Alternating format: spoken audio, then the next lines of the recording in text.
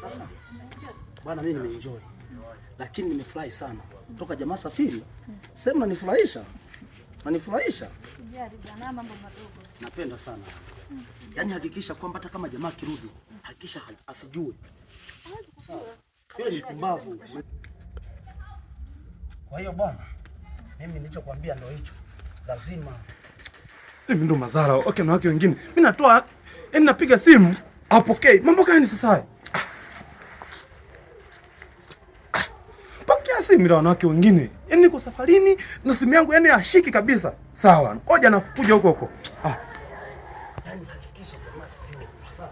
Hata kama mbona Mbona kama ndio jamaa yako yule? Wapi?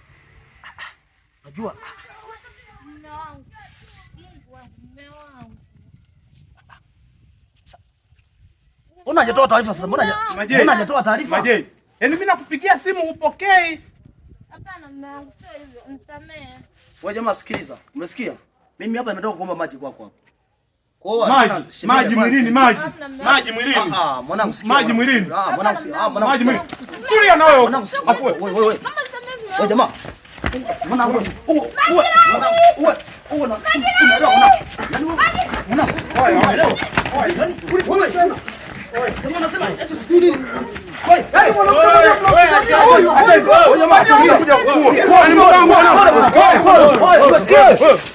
Mwanamke mwenyewe hana hata kisiri.